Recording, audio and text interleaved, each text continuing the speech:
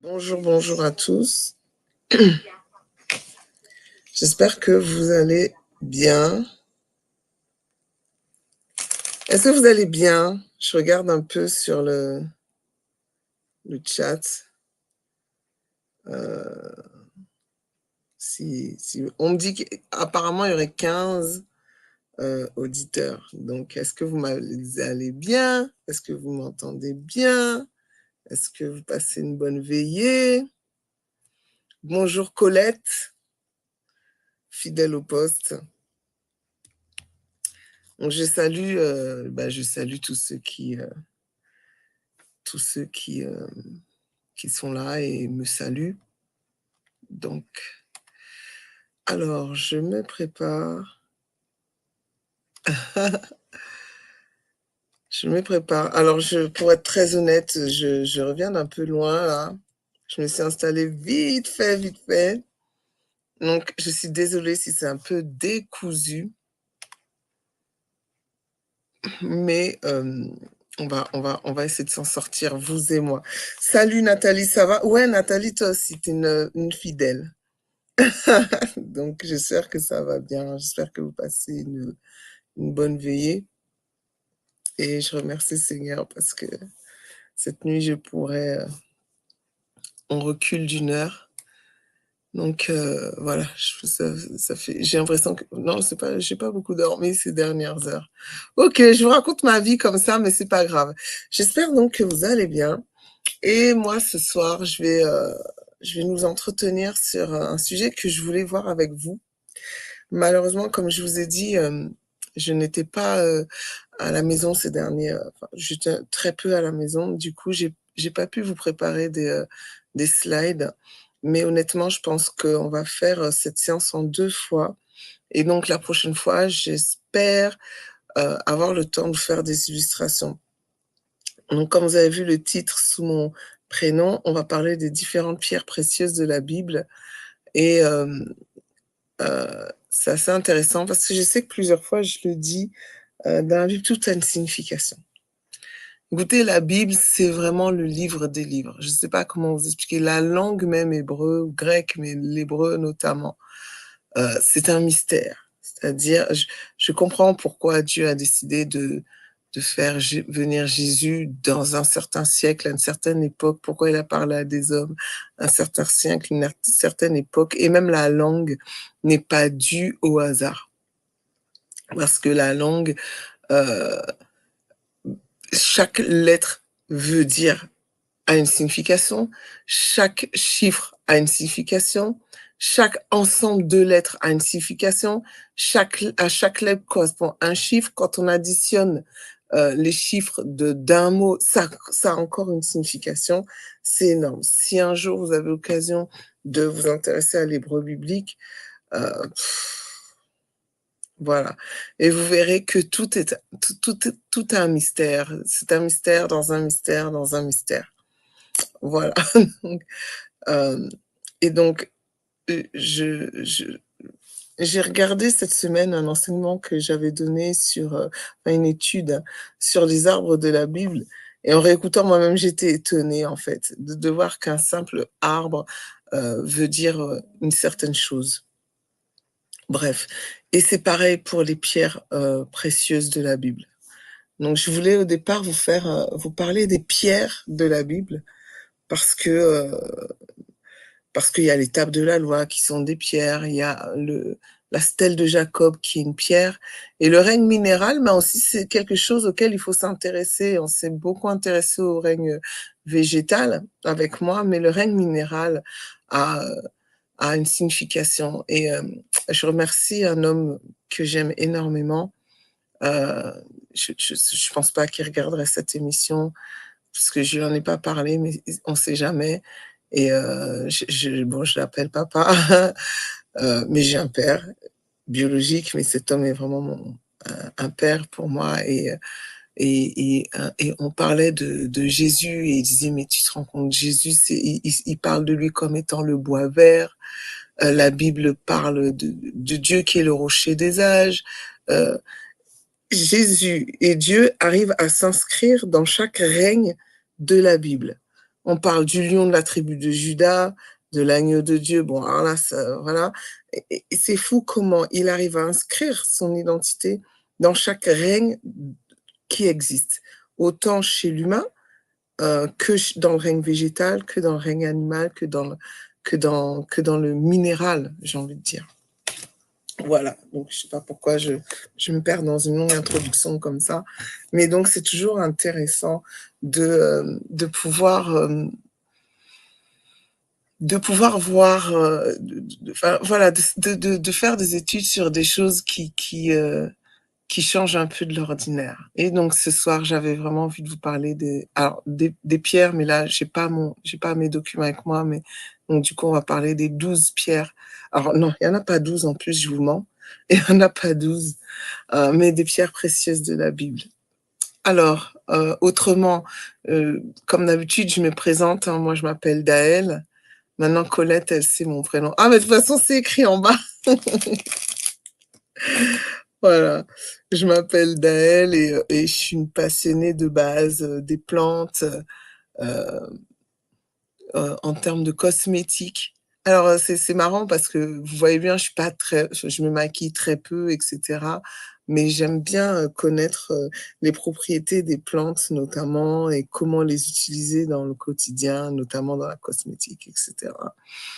Et puis, ben, du coup, par extension, bah, comme je vous disais, par extension, on étudie un peu les minéraux et je suis une passionnée de la Bible. Donc, si la Bible parle des minéraux, autant, autant en faire l'étude parce que c'est choquant.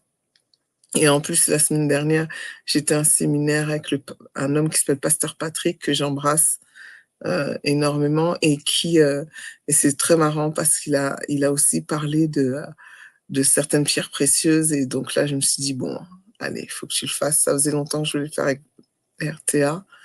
Je me suis dit, il faut que je le fasse. Mais promis, la prochaine fois, j'essaie de faire des slides et comme ça, on pourra avoir des illustrations. D'accord? Ok. Donc, pour texte de base, je vais vous proposer 3 textes de base. Le premier texte, celui d'Ézéchiel 28, verset 11. La parole de l'Éternel alors, verset 11 et suivant. La parole de l'Éternel me fut adressée en ces mots. Fils de l'homme, prononce une complainte sur le roi de Tyr. Tu lui diras, ainsi parle le Seigneur l'Éternel. Tu mettais le sceau à la perfection. Tu étais plein de sagesse, parfait en beauté. Tu étais en Éden, le jardin de Dieu. Tu étais couvert de toute espèce de pierres précieuses, de sardoine, de topaze, de diamants, de chrysolite, d'onyx, de jaspe, de saphir, d'escarboucle, d'émeraude et d'or. Tes tambourins et tes flûtes étaient à ton service, préparés pour le jour où tu fus créé. Alors, quel texte, mes amis? Je veux vous parler de la splendeur de Dieu et je parle d'un texte qui parle plutôt de Lucifer. Alors, on va un peu remettre dans le contexte puisque je ne sais pas qui regarde cette vidéo et qui la regardera par la suite, donc autant mettre les choses.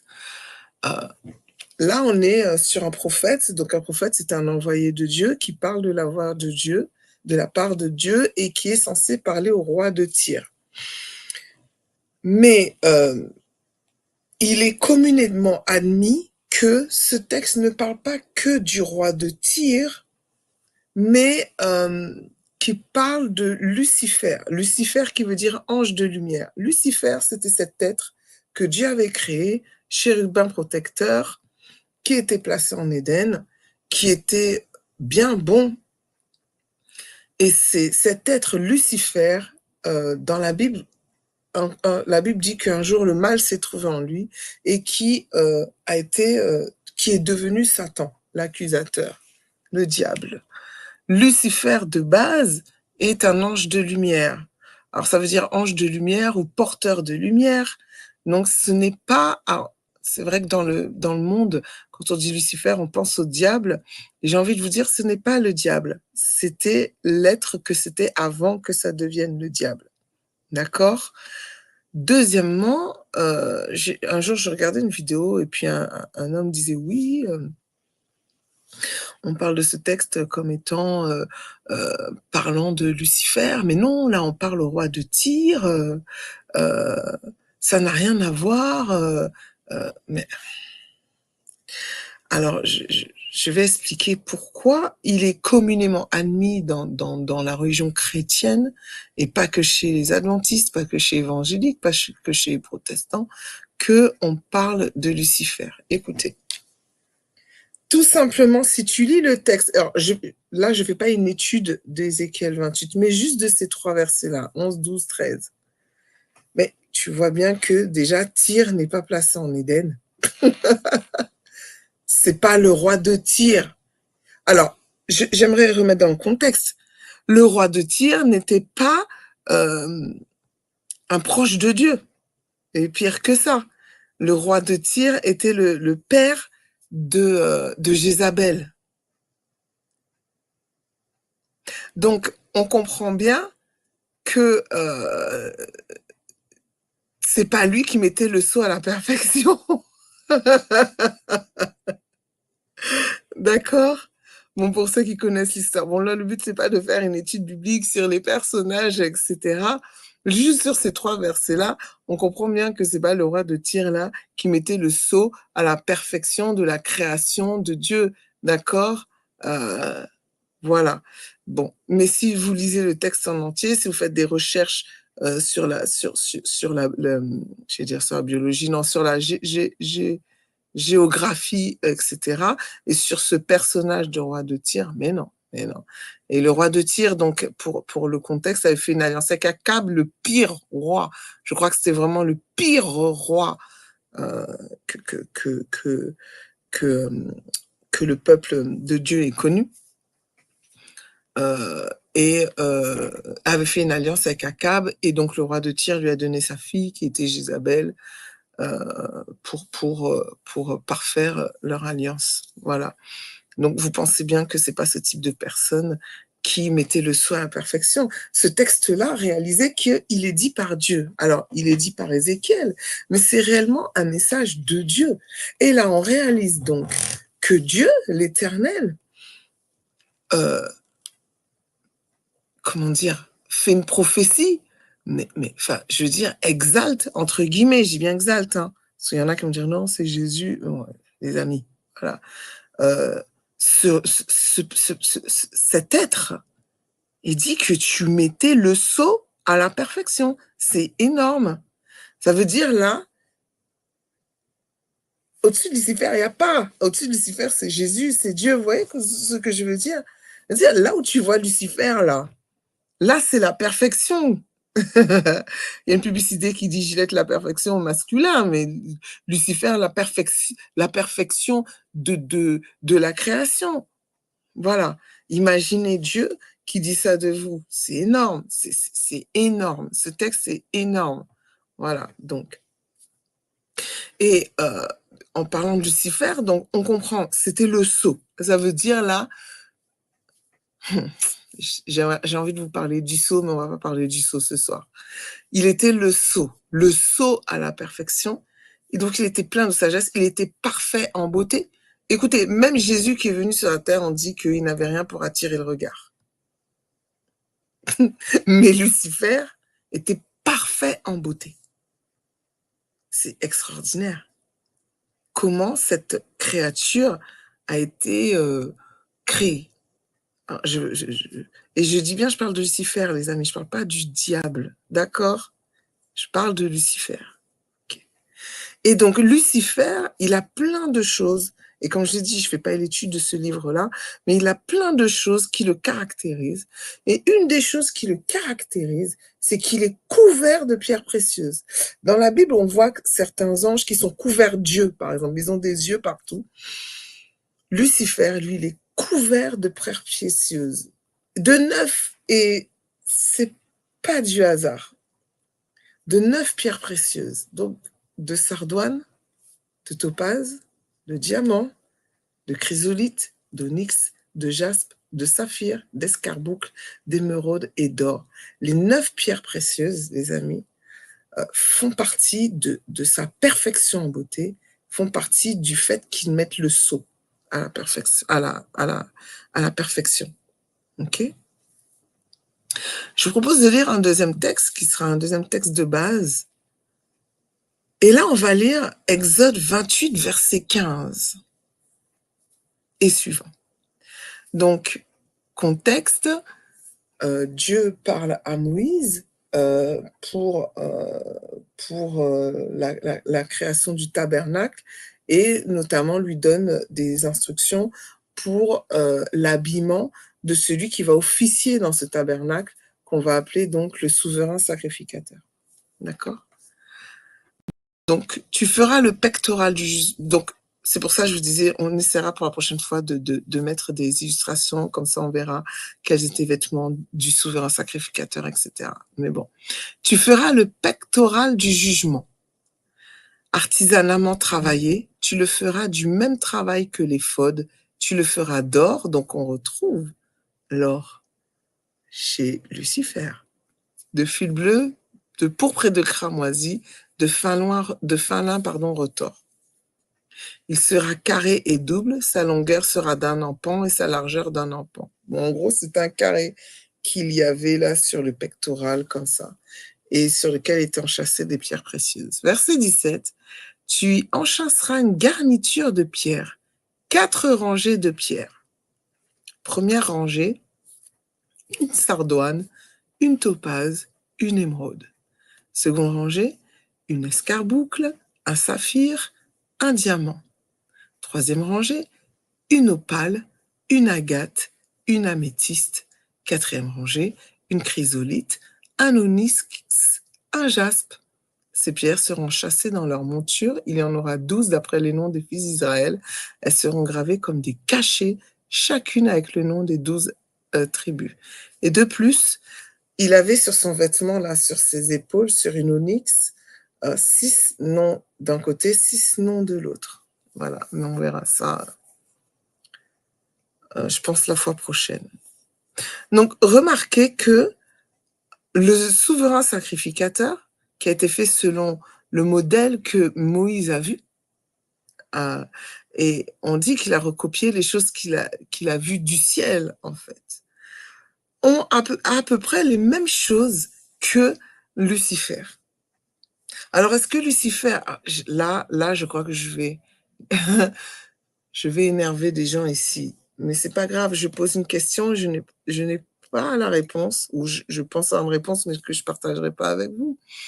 Mais est-ce que Lucifer participait? Alors, je pense qu'il participait à la gloire de Dieu, hein, c'est sûr, puisque il avait des tambourins, etc. Donc, clairement, il rendait gloire à Dieu. Mais est-ce que Lucifer faisait une forme alors je vais pas dire de sacrifice, mais en tout cas officier quelque part au ciel en qualité de souverain sacrificateur, mais d'une certaine manière. Je ne sais pas comment l'expliquer ici. Bon, et puis c'est pas l'objet de ce soir. Mais en tout cas, on peut trouver, en tout cas, il a il a un revêtement très semblable au souverain sacrificateur. Il lui manque que 3 pierres. Il lui manque que 3 pierres. Il en avait 9, le souverain sacrificateur en a 12. Donc, comprenons aujourd'hui que tout ça participe à sa jalousie, en fait. Mais bon, ça, on verra ça la prochaine fois. Voilà, bref, j'avance un peu trop. J'ai tellement envie de dire des choses, j'avance un peu trop. Ça va être que Dieu m'aide que ce soit pas désordre ce soir. Apocalypse 21, verset 18 et suivant. On est en train de parler de la Nouvelle Jérusalem, d'accord? Donc, Apocalypse 21, 18, la muraille était construite en jaspe et la ville était d'or pur. L'or est toujours partout, semblable à du verre pur. Les fondements de la muraille, excusez-moi, les fondements de la muraille de la ville étaient ornés de pierres précieuses de toute espèce. Le premier fondement était de jaspe, le second de saphir, le troisième de calcédoine, voilà, le quatrième d'émeraude, le cinquième de sardonyx, le sixième de sardoine, le septième de chrysolite, le huitième de béryl, le neuvième de topaze, le dixième de chrysopase, le onzième de hyacinthe, le douzième d'améthyste. Les 12 portes étaient 12 perles, chaque porte était d'une seule perle. La place de la ville était d'or pur comme du verre transparent. Je me rappelle une fois, je vous avais parlé des 12 tribus et je vous avais dit qu'en vrai, il y avait 14 noms de tribus. J'étais revenue même une seconde fois parce que des gens n'avaient pas forcément bien compris ce que j'essayais de dire par là. Et là, effectivement, de base, on a 9 pierres qui sont citées l'une après l'autre dans la création de Lucifer. Puis ensuite, on a 12 pierres qui sont citées dans la mise en place du souverain sacrificateur. Et là, on se retrouve avec une Jérusalem avec des pierres, mais regardez, étrangement par rapport à le souverain sacrificateur et Lucifer, qui ont des pierres en commun, mais le souverain sacrificateur en a 3 en plus. Dans la Nouvelle Jérusalem, il y a 12 pierres, mais certaines ont disparu, tandis que certaines, entre guillemets, font leur apparition. Et ça, on verra ça la fois prochaine, qu'il y a encore une signification. Ok? Ça marche jusqu'à présent? D'accord. Donc, je vous propose de partir donc du texte de Ézéchiel 28, excusez-moi, depuis tard, je sens que je vais éternuer. Excusez-moi. Donc, on va partir de là, du texte de Ézéchiel 28, pour parler des pierres et de ce qu'elles signifient. Voilà. Donc, Ézéchiel 28, la sardoine. Alors, la sardoine. Alors, étrangement, la sardoine n'est pas citée tant que ça dans la Bible, ok? Et ce qu'il y a d'intéressant dans la sardoine, c'est que quand on voit la création de Lucifer, c'est la première pierre qui est citée, et chez le souverain sacrificateur, c'est aussi la première pierre qui est citée. Ok?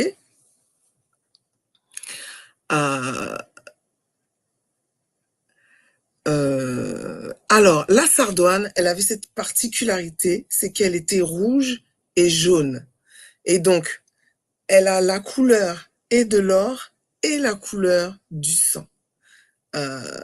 Et donc,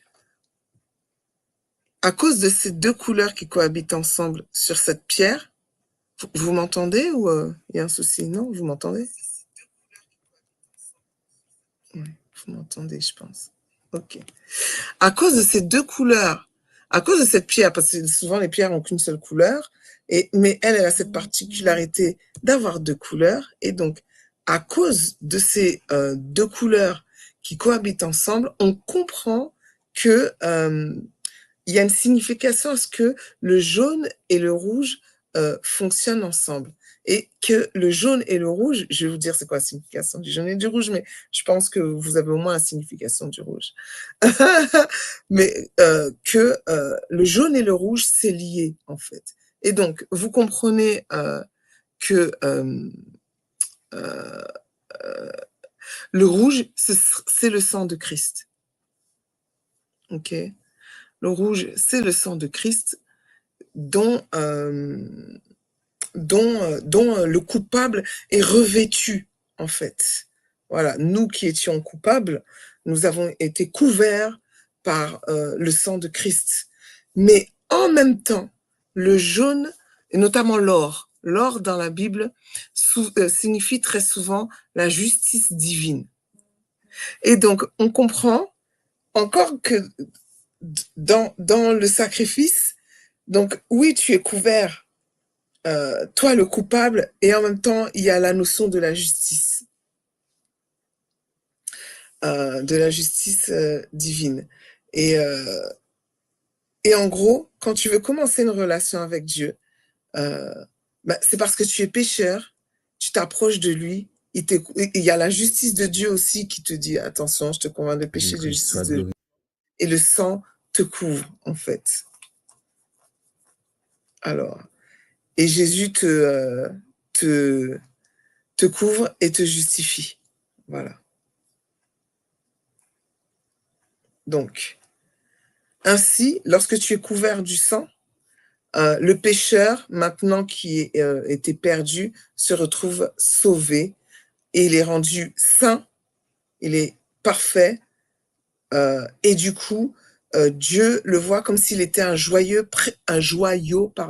précieux. Et il commence à refléter la splendeur de la gloire de Jésus. Et on comprend pourquoi la sardoine, c'est la première pierre. Autant qui a été mis chez Lucifer, autant qui est mis chez l'homme. Ok, voilà. J'essaie d'avancer. Je pourrais dire plein de choses et puis voilà.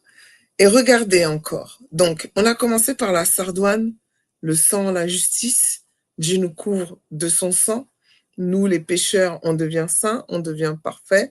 La justice de Dieu aussi, qui nous condamnait, mais aussi maintenant nous rend justes.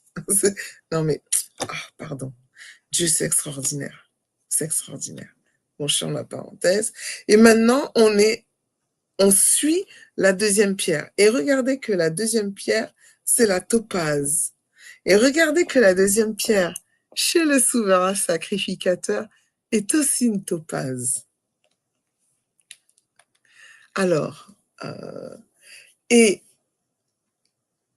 par contre, elle se retrouve à la 9e place, mais on verra ça, je pense, la prochaine fois, dans les fondements de la Jérusalem céleste. Alors, la topaze, alors apparemment, la topaze serait ce qu'on appelle la topaze orientale. C'est pas tout à fait la topaze, la pierre qu'on connaît aujourd'hui. C'est pour ça, comme je vous ai dit, je vais essayer de trouver des illustrations et puis éventuellement pour vous comparer le nom des pierres, comment elles étaient nommées avant et comment elles sont nommées aujourd'hui. Alors, elle est assez rare, la topaze, et elle est plutôt de couleur jaune. Ok. Sauf que à l'époque biblique et dans l'Antiquité, c'était une pierre très connue. Aujourd'hui, on la connaît peu, mais à l'époque, elle était très connue. Et elle avait cette particularité vraiment de briller comme un rayon de soleil. En tout cas, c'est ce qu'on disait, qu'elle brillait comme un rayon de soleil. Elle est très rare et donc elle peut coûter extrêmement cher. Ok. Et donc, comme je vous l'ai dit il y a un instant, en général, la couleur jaune, la couleur or, représente la justice divine. OK? Et donc, dans la sardoine, non, pardon, oui, dans la sardoine, je vous ai parlé de cette justice qui justifie nous, les pécheurs, en vertu du sang qui a été répandu sur nous. Rappelez-vous la première pierre, la sardoine, le sang et l'or ensemble. Donc, nous sommes justifiés en vertu du sang qui est sur nous, tandis que là, la topaze qui est jaune toute seule, donc c'est l'emblème de la justice qui est... c'est cette justice qui sera manifestée quand le Messie apparaîtra aux yeux de tous. La Bible dit qu'il viendra en gros comme le soleil de justice. Voilà. Et donc, ça représente plutôt cette justice qui va éclater, qui va briller au retour de Jésus. Là, cette justice est publique. Dans l'autre pierre, entre guillemets, c'était une justice privée. Bon, quoique maintenant en public, moi, je sais que je suis justifiée, il n'y a pas de souci. Mais il y avait une espèce de relation et c'était, entre guillemets, en tout cas de premier abord, privé. Tandis que là, c'est une justice qui est publique. Quand le Messie arrivera, il brillera sur toute la terre. Ok. Voilà. Et donc, cette justice que Dieu, que Jésus va nous offrir, elle-même sera comment vous dire? Quand maintenant cette justice vient en nous et quand cette justice viendra, voilà, nous-mêmes, on brillera de cette justice, on rayonnera, voilà, on va plutôt utiliser le mot rayonner, on rayonnera de cette justice et de la gloire de Jésus, en fait. Donc, c'est ce que elle représente. Voilà. Voilà, c'est la justice qui brillera aux yeux de tout l'univers, aux yeux de tout le monde. Cette justice brillera. C'est le c'est, pardon, c'est la topaze. Ensuite, on a une autre pierre et là, étrangement, on change l'ordre de, alors du coup, je me demande, je vais prendre quel ordre? Moi, je vais prendre plutôt l'ordre de Exode. Voilà, on va prendre l'ordre de Exode, c'est-à-dire du souverain sacrificateur. C'est bon, Lucifer, ça va, mais c'est plutôt intéressant de parler de nous, entre guillemets. On va être sur l'émeraude. L'émeraude, j'aime beaucoup parce que j'ai une amie qui s'appelle Émeraude. Donc, c'est la troisième pierre. Donc, comme je vous ai dit, pour la troisième pierre, Lucifer et donc le souverain sacrificateur, là, ça change. On a les deux premières.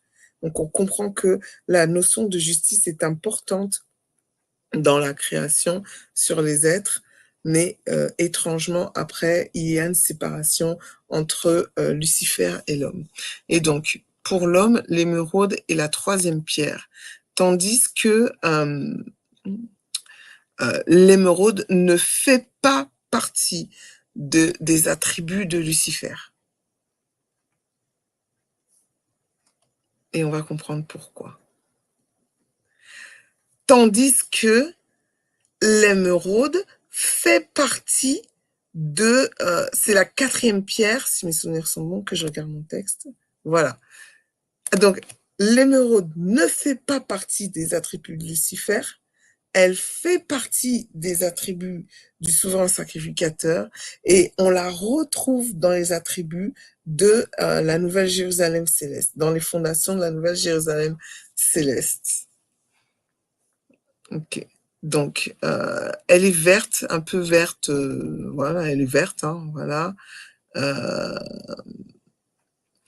Il faut savoir que l'émeraude est une pierre très appréciée en joaillerie, hein, elle est admirée, elle est rare, elle est admirée, elle est appréciée. Et donc, sa couleur verte est censée nous faire penser à la terre. Enfin, quand je dis à la terre, parce que le côté herbe, etc., opposé au ciel qui est bleu. Donc, ce vert-là, en fait, c'est l'emblème de la gloire terrestre du Messie. OK? Donc ça, c'est la gloire terrestre du Messie lorsqu'il était sur terre. Pourquoi? Parce que quand il enseignait les foules s'asseyaient à terre pour l'écouter. Et donc, c'est lorsque la foule était à terre pour l'écouter qu'il pouvait aussi la nourrir, lui donner le pain, le poisson, comme on le voit dans certains textes. Et ça représente la gloire terrestre parce que c'était aussi dans ces moments-là où la foule était assise et l'écoutait qu'il faisait des miracles. Voilà. Et des miracles qui, là, c'est terrestre, entre guillemets, mais les miracles seront beaucoup plus grands quand il arrivera. De toute façon, sa venue est un miracle. Voilà. Et on sait que après, il répandra sa bénédiction entièrement sur toute la terre. Donc, ce serait aussi l'émeraude, l'emblème du règne de 1000 ans dont nous parlent les prophètes. Donc, de ce fameux millénium. Alors, j'ai pas envie de parler du millénium parce que c'est un sujet de divergence chez les chrétiens. Alors, tous pensent au millénium, enfin tous y croient, mais certaines religions, le millénium va arriver avant la venue de Jésus, pour d'autres après, pour d'autres pendant, bref. Donc, j'ai pas envie de parler de ça, c'est pas le but non plus. Mais en tout cas, l'émeraude serait le symbole de ce millénium. On comprend maintenant pourquoi Lucifer ne pouvait pas apporter ça. ne pouvait pas être vêtu de cette pierre, tandis que l'homme, le souverain sacrificateur, oui, pouvait porter cette pierre, et on comprend aussi pourquoi cette nouvelle Jérusalem donc a cette pierre. Donc, et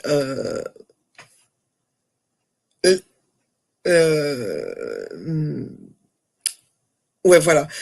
Donc, elle nous parlerait de ces milléniums dont parlent les prophètes, et en plus des gloires à venir, de la part de Jésus-Christ. Donc voilà, du fait que cet éternel va s'accomplir certainement, que les souffrances vont passer et qu'il y a des gloires à venir qui vont être manifestées à tout le monde. Donc voilà pourquoi Lucifer ne pouvait pas avoir cette pierre-là, en fait. Parce qu'il n'est pas dans le plan de Dieu pour la suite. Ah là là là là là là là là. Et donc, sur ces 3 premières pierres, il avait les noms des 3 premiers fils de Jacob. Voilà. C'est assez marrant parce qu'ils étaient plutôt des pêcheurs, hein, ces 3 premiers fils. Et étrangement, ils se trouvent sur la première rangée. Bon, voilà. Mais bon, ils étaient pêcheurs, mais ils ont quand même, certains ont fait entre guillemets, des bonnes choses. Voilà. Et donc, on comprend donc que c'est pas par mérite, hein, que l'on obtient les choses de Dieu. Tout ça, c'est une signification. Ça veut dire que c'est par grâce. Voilà. Ok. Donc, on comprend donc que cette première rangée de pierres nous parle vraiment de la gloire du Messie, essentiellement de tout ce qui est de la gloire du Messie, en fin de compte. Voilà. Bon, je vais essayer d'avancer. L'heure avance trop vite. Donc, au pire, je reviendrai sur certaines choses. Mais je vous propose d'aller à la deuxième rangée. D'accord ? Donc, la deuxième rangée, donc revenons sur notre texte de base, Exode 28. Donc, on a une escarboucle, un saphir, un diamant. Donc, une escarboucle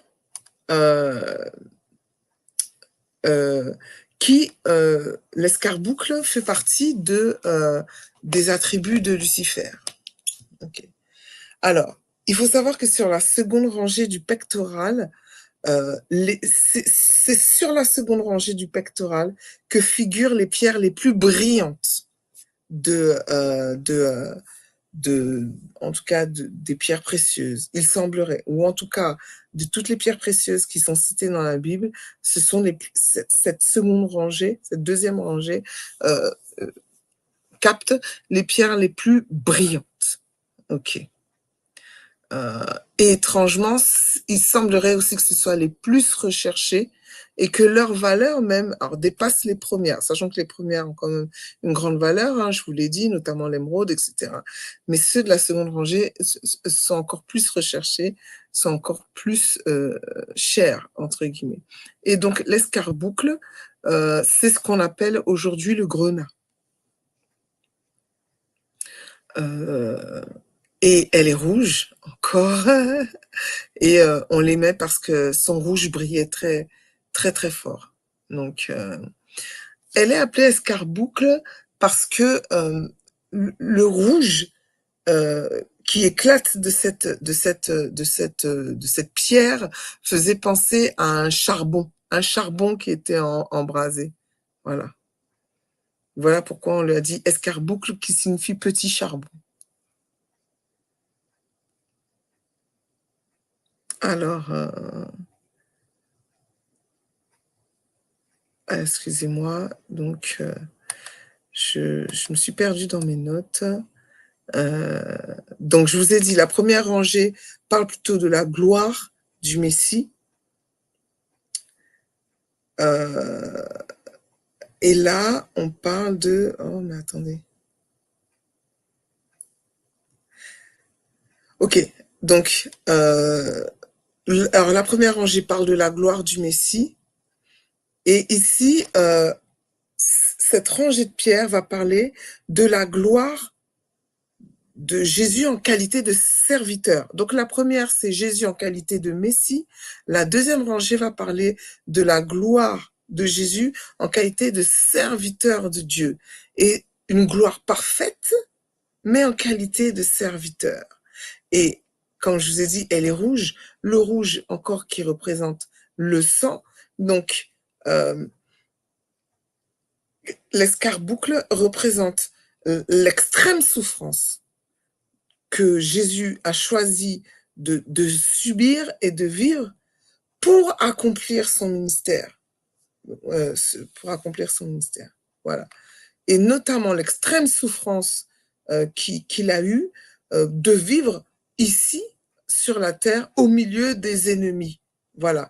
Et le fait qu'il ait obéi jusqu'à la mort de la croix, et donc il a été un bon serviteur jusqu'à mourir, jusqu'à la croix. Voilà. Donc, l'escarboucle représente vraiment ce feu de l'épreuve. Rappelez-vous, je vous disais qu'escarboucle, c'est du charbon ardent. Enfin, ressemblait à un charbon ardent, voilà pourquoi on appelait escarboucle. Et donc, elle représente vraiment ce feu de l'épreuve que Jésus traversait. Et en plus de ça, au fur et à mesure que la croix avançait, ce feu était alimenté, en fait. Sa souffrance ne faisait qu'augmenter jusqu'à son climax sur la croix et il est mort. Et il est mort. Donc la Bible dit qu'il a pu à l'Éternel de le meurtrir. Enfin, la Bible dit pas ça tout à fait, mais bon, voilà. C'est des choses qui ont plu à l'Éternel, c'est des choses que lui-même a décidé d'être soumis. Et du coup, parce qu'il a décidé d'être soumis à ça et de subir la souffrance jusque-là, ben du coup, ça ne fait que montrer l'ardeur de son amour. J'essaie de chercher des mots pour vous parler aussi de ce feu-là, en fait. Mais l'ardeur de son amour pour nous, en fait. Tout ça pour nous sauver, en fait. Donc, il ne s'est jamais lassé, il n'a jamais arrêté pour nous dans cette souffrance. Voilà. Il a continué jusqu'à être consumé par le jugement de Dieu.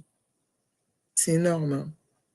Quand je pense à tout ça, et je pense au sacrifice de Jésus, oh là là là là, Seigneur, c'était quelque chose quand même, hein. Voilà. Il est digne d'adoration. Voilà. Et étrangement, l'escarboucle ne se trouve pas donc dans la Jérusalem céleste, en Apocalypse 21, tout simplement parce que la souffrance aura disparu. Donc, on ne peut pas la mettre là. Vous voyez? On ne peut pas la mettre là. Ça ne fait pas partie des attributs de la Nouvelle Jérusalem. Donc, voilà pourquoi on y a mis d'autres pierres. Voilà. Ensuite, je vous propose d'aller à une autre pierre, le saphir. Alors, le saphir, juste à côté de l'escarboucle. Pour les anciens de l'Antiquité, on disait que le saphir était la pierre sacrée par excellence. Voilà. Aujourd'hui encore, elle est prisée.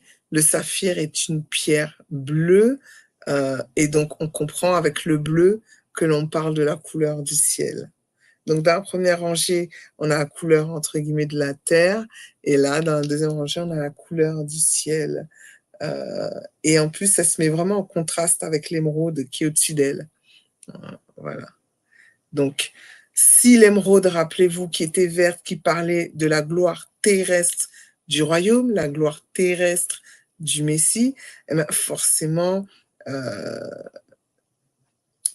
on parle ici de la gloire du serviteur, parce que rappelez-vous, dans l'escarboucle, je vous parlais de la souffrance du serviteur.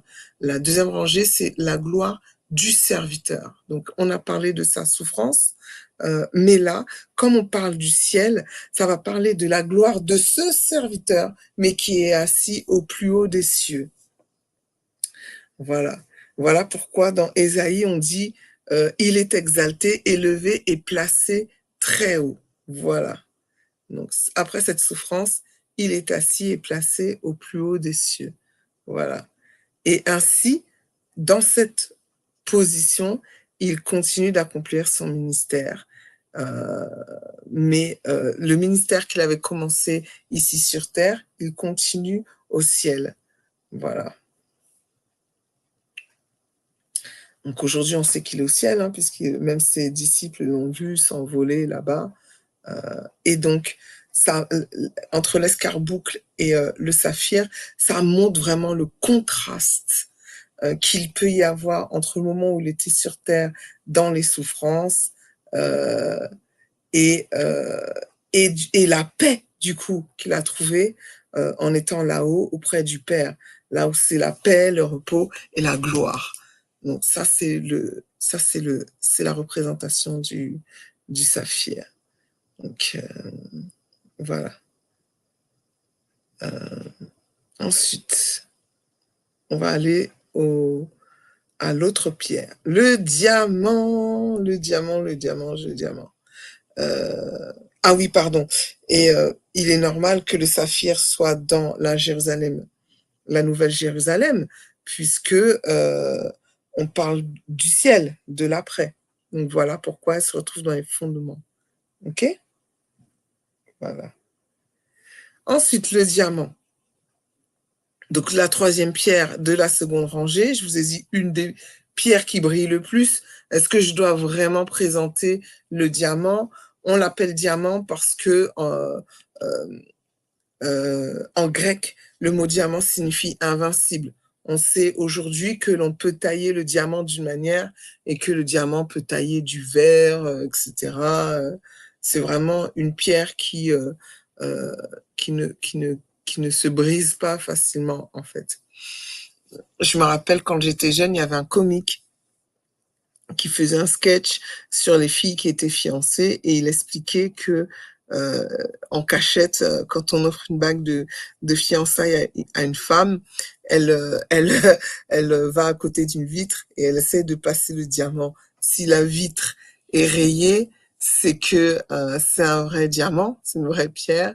Sinon, si c'est la pierre qui est rayée, c'est certainement un zircon, ou en tout cas un faux diamant. Voilà. Donc, on sait que il semblerait que le diamant était quand même la plus brillante des pierres. Comme je vous ai dit, ça reste quand même la plus dure et la plus précieuse qui sert à l'homme. Elle est incolore, le diamant. Enfin, il est incolore, il est transparent, il brille vraiment, comme je vous ai dit, de mille feux. On le voit bien sur les pubs, là, avec la lumière, ça peut briller. Et en plus, elle a cette particularité, c'est que quand la lumière passe dans le diamant, vous savez, elle peut décomposer la lumière. Et donc, du coup, on voit tout, on peut voir vous savez, la lumière est composée de plusieurs couleurs, hein, le jaune, le machin, etc. Les couleurs de l'arc-en-ciel, quoi, en gros. Et donc, si vous faites passer un faisceau lumineux, le diamant va réfracter avec cette particularité de briller et de décomposer justement tous ces rayons lumineux. Enfin, c'est pas des rayons lumineux, mais toutes les couleurs, voilà, de la lumière. Elle serait le couronnement, en tout cas, de la rangée du pectoral que le souverain sacrificateur. Voilà. Donc, je reprends. Comme je vous disais, on a l'escarboucle qui parle vraiment du sacrifice. Ensuite, on a le saphir qui parle de Dieu qui est au ciel, Jésus en tout cas qui est au ciel, qui est exalté maintenant. Donc, la souffrance, l'exaltation, et dans le diamant, eh ben, on contemple sa gloire quand elle sera manifestée aux yeux de tous. C'est ça. Et le fait de voir tous les rachetés qui, en fait, qui seront les conséquences même de son ministère. En fait, tout ça, ça va briller, en fait. Et donc, il sera glorifié par tout le monde, en tout cas par les siens et tous ceux qui auront cru. Voilà. C'est à peu près ce que représente le diamant. Je n'ai pas grand-chose à dire parce que cette pierre, elle est connue quand même. Donc, voilà.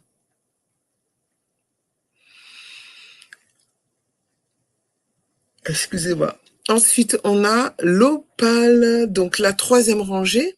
J'essaie d'avancer au moins pour faire ça. Et puis, la fois prochaine, je parlerai de d'autres pierres parce qu'il n'y a pas que celle-là. Mais l'opale. Alors, on a la première rangée, la deuxième rangée, et là, on va sur la troisième rangée. Et la troisième rangée, elle commence par l'opale. Alors, l'opale, elle est translucide. Elle est translucide et les plus beaux opales sont que elle est translucide et en même temps, elle est blanc laiteux, voire blanc laiteux bleuâtre. Voilà. Et donc, du coup, comme elle est cette espèce blanc laiteux, mais bleuâtre en même temps, on peut y voir des reflets de violet, de rouge, de vert, de jaune.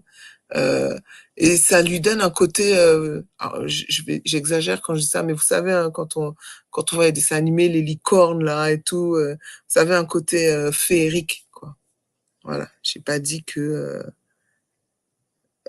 Oh, merci Patrick. Merci Patrick, ça m'encourage. Merci beaucoup. Voilà. Donc c'était une pierre.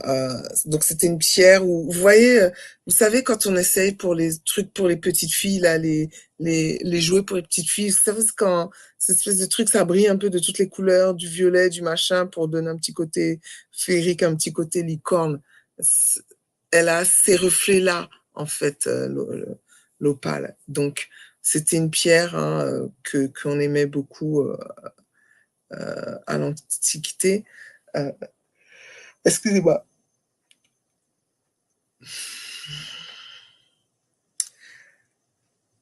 Alors, l'opale, ce qu'elle essaie de nous raconter, en tout cas la signification, voilà,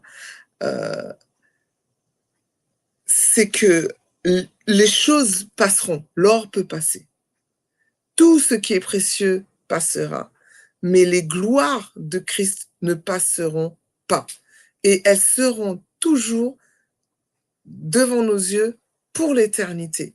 Et à cause de cette gloire de Christ qui sera toujours sous nos yeux pour l'éternité, on aura toujours envie de l'adorer, en fait, et de trouver qu'il est le plus beau de tous les fils des hommes. C'est vraiment ça. Si vous connaissez ce chant-là, c'est un peu ça. Voilà. Voilà, voilà. Donc, elle nous montre aussi, entre guillemets, la pureté de Jésus. Voilà. Il est lui-même né d'une vierge. Voilà. Donc, qui est le symbole qui est un symbole de pureté. Hein. Voilà. De celui qui n'a jamais connu le péché. Je suis triste triste et en même temps heureuse quand je fais cette étude avec vous. Comment un être qui n'a jamais connu le péché décide même d'incarner le péché pour être crucifié. Excusez-moi. Je sais pas, ça me fait. Ce soir, je sais pas, j'ai l'âme à réfléchir ou je sais pas. Voilà. Et donc, et le fait que cette pierre, comme je vous disais, a des reflets bleus, nous rappelle son origine du ciel, donc son origine céleste. Voilà. Et cette pierre, comme je dis, elle est translucide et en même temps blanc laiteuse bleuâtre. Ça nous montre aussi comment, lorsqu'il était sur terre, sa gloire était voilée à cause de son humanité. Mais en même temps, quand Dieu Jésus, en tout cas, nous ouvrait les yeux, ont ouvert les yeux des disciples et de certaines personnes qu'il a guéries, de la femme samaritaine, etc. Et ben, tandis que sa gloire était voilée, mais elle était aussi révélée à ceux qui ont voulu l'accepter, à ceux qui ont voulu croire en lui, en fait. Voilà. Voilà. Ok. Ensuite, on a la Gath. J'essaie d'avancer. On a la Gath. Donc, euh, alors, excusez-moi. Alors, la Gath, c'est... Alors, elle est assez intéressante parce que elle a cette particularité de combiner plusieurs couleurs et en même temps d'avoir plusieurs dessins parce que l'agate, elle est composée de ce qu'on appelle de veines. Ok. Donc, les veines peuvent former des symboles, des dessins, en fait. Donc, et en plus, l'agate, comme je vous ai dit, elle peut être de plusieurs couleurs. Hein. Elle peut vraiment passer du noir au blanc. Hein. Voilà, quand je dis qu'elle a plusieurs couleurs, tu vois, des fois on va dire oh, bleu, violet. Non, elle peut avoir, elle existe dans pratiquement tout le spectre de la colorimétrie, en fait. On peut en trouver de toutes les couleurs. Ok. Euh, voilà. Donc, euh, et en fait, donc le fait qu'elle ait plusieurs couleurs, euh, c'est le reflet de la gloire de l'homme qui a toujours glorifié Dieu dans toutes les circonstances qu'il a dû traverser. Non, voilà, c'est le reflet de la gloire de l'homme qui a toujours glorifié Dieu dans toutes les circonstances qu'il a dû traverser. Voilà. Dieu n'a pas changé, il est toujours le même, il a toujours manifesté les beautés et les perfections de son être depuis qu'il était dans la crèche de Bethléem jusqu'à la fin. Dans toutes les périodes de la vie de Christ, euh, il a, quand je dis la gloire de l'homme, c'est ça, la gloire de Jésus. Hein. Jésus qui était homme, en fait. Donc, je répète, Jésus qui a été fait homme, qui a toujours glorifié Dieu, quelles que soient les circonstances qu'il a traversées. Voilà. Et donc, il a reflété toujours cette gloire du moment où il est né, en qualité de bébé, euh, quand il parlait aux gens avec les prêtres, avec les pharisiens, quand il était avec ses disciples, etc. Peu importe les scènes de sa vie, il a toujours ce souci-là, il a toujours reflété, excusez-moi, la gloire de Dieu dans toutes les circonstances qu'il a traversées, dans les bons comme dans les mauvais moments. Qu'il y ait de l'opprobre sur lui ou autre. Voilà. Ensuite, j'essaie d'avancer. Vraiment, j'essaie d'avancer. Donnez-moi. Ensuite, on a l'améthyste, donc la troisième de la quatrième rangée.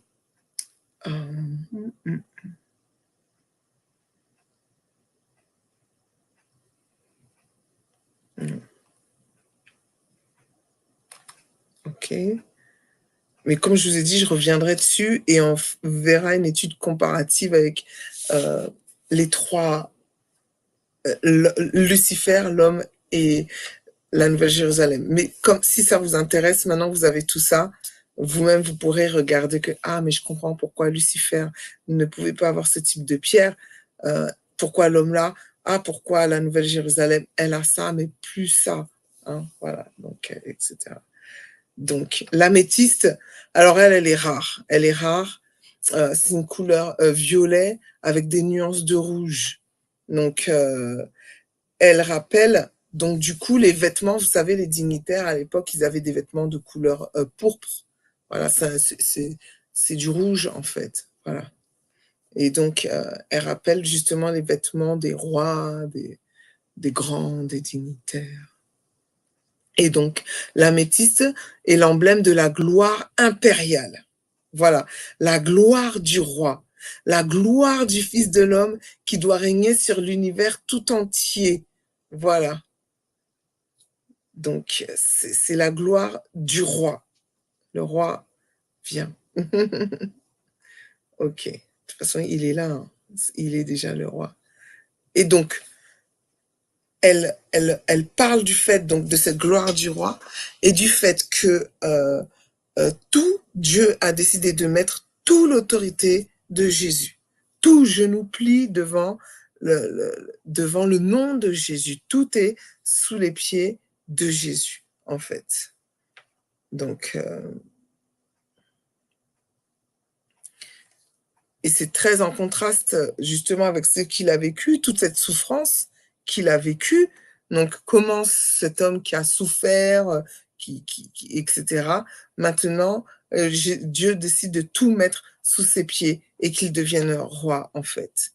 Voilà, tout doit plier sous, tous les genoux doivent plier, comme je vous ai dit, et toute langue doit confesser que Jésus est Seigneur, à la gloire de Dieu le Père. Voilà. Et c'est ce que cette pierre représenterait. Voilà. OK, l'améthyste. Voilà.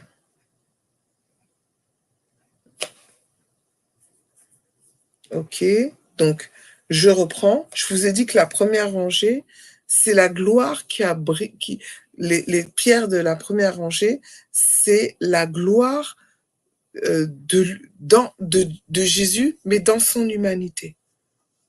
Ensuite, on est passé sur la deuxième. En gros, c'est la beauté de sa vie et du fait que sa vie, il l'a consacrée entièrement à obéir à Dieu, et cela, quelles que soient les circonstances, notamment la souffrance, etc., qu'il a subie. OK? Ensuite, et là, la troisième rangée, c'est vraiment la gloire de Jésus, mais quand il sera, enfin, maintenant, en gros, quand il est au ciel et même à venir, où vraiment toute la terre pourra voir sa majesté, sa magnificence, sa grandeur, euh, tout œil le verra. Voilà. Et on comprend pourquoi aussi elle se retrouve dans les fondements de la Nouvelle Jérusalem. OK. Et maintenant, on arrive à la quatrième rangée. Merci Seigneur, je pense que j'aurai fini, heu, et puis après on reviendra dessus. Voilà. Quatrième rangée, heu, donc la première pierre de la quatrième rangée, c'est ce qu'on appelle le chrysolithe. Hem Et le chrysolithe, heu est composé de 2 mots grecs qui est lithos qui est la pierre et chrysos qui signifie or. Donc cette pierre encore est de couleur or, donc de couleur jaune, mais elle n'est pas, la même couleur que la topaze.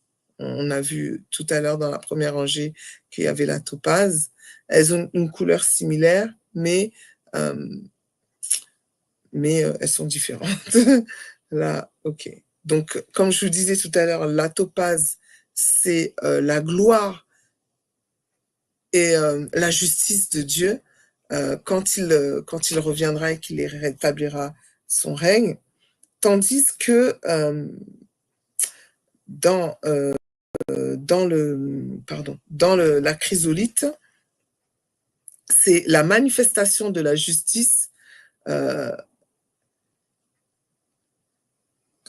en qualité de Jésus qui voilà, en qualité de Jésus qui s'est fait chair. Voilà, voilà.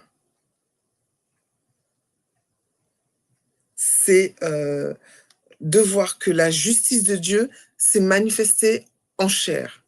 Voilà, et que cette justice a été parfaite. Voilà,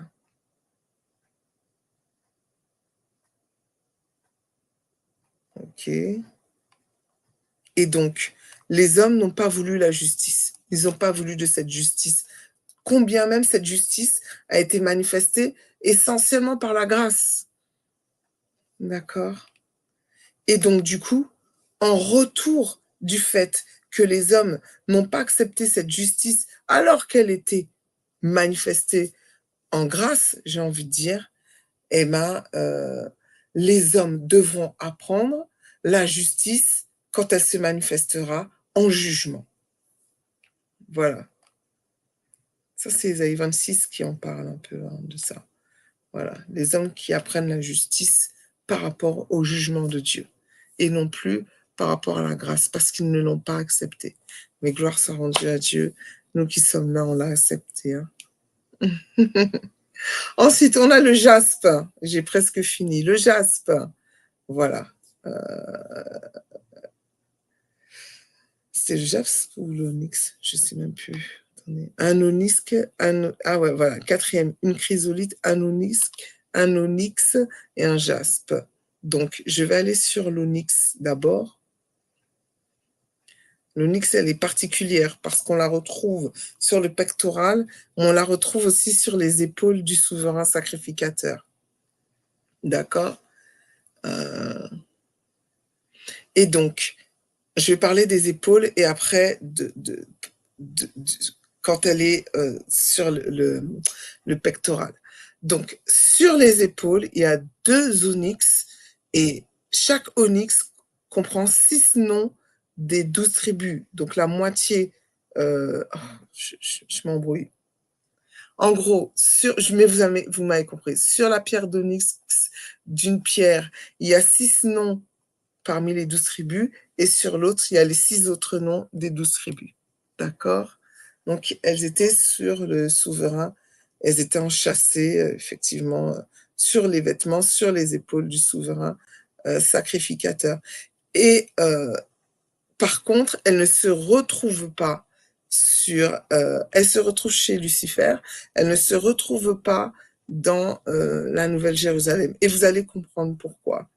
Hum, Alors, il faut savoir que premièrement, l'onyx, ce n'est pas l'onyx qu'on connaît aujourd'hui. C'est pas du tout les mêmes pierres, c'est pas la même chose.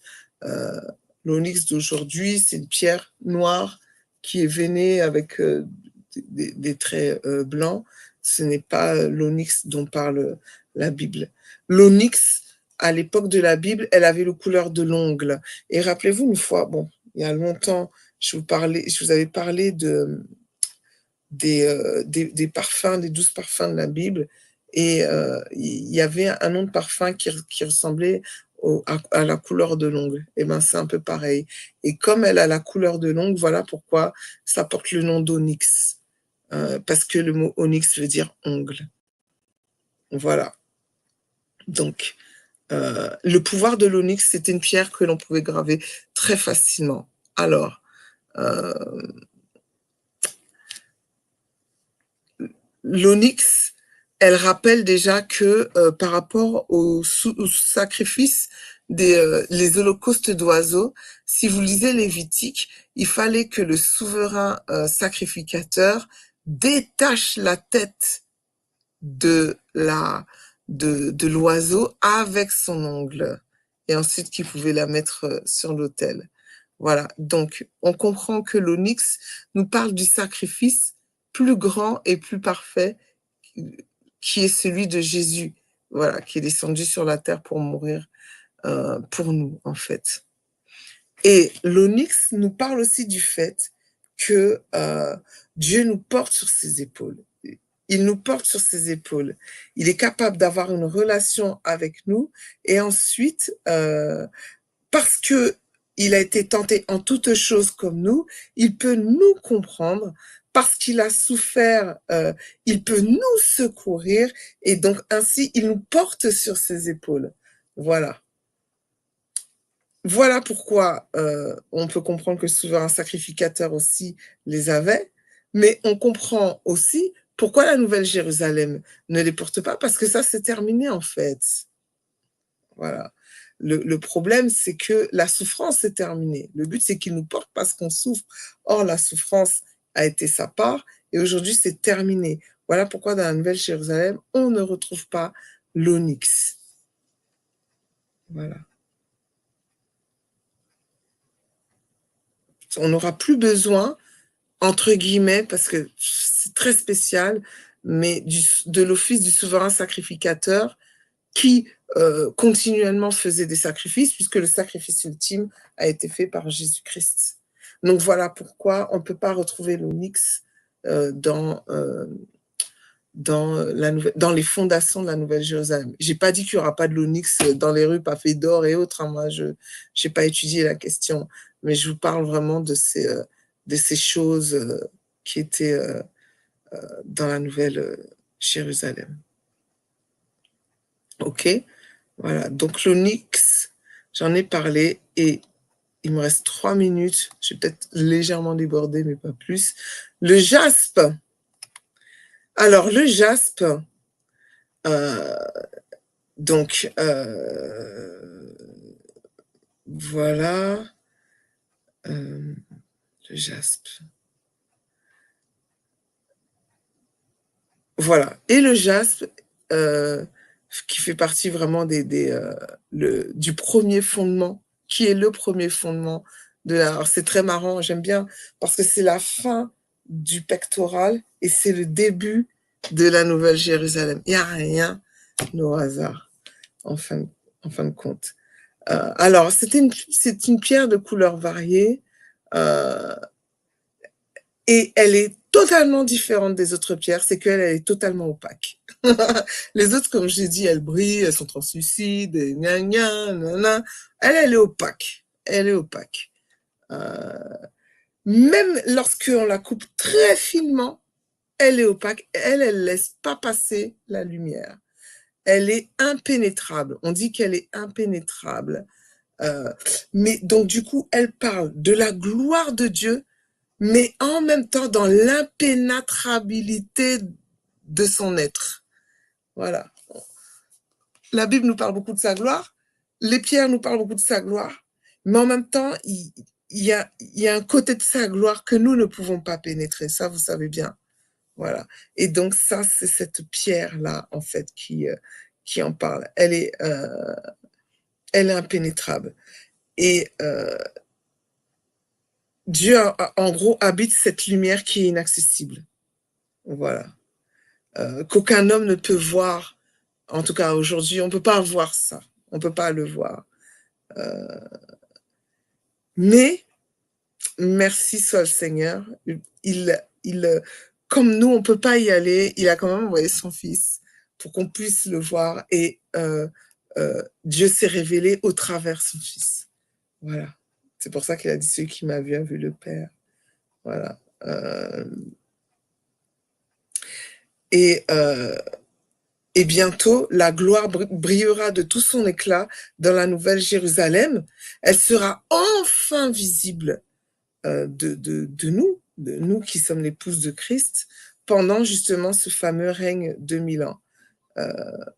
Et donc, on aura la lumière et la gloire parfaite, on pourra le voir ensemble.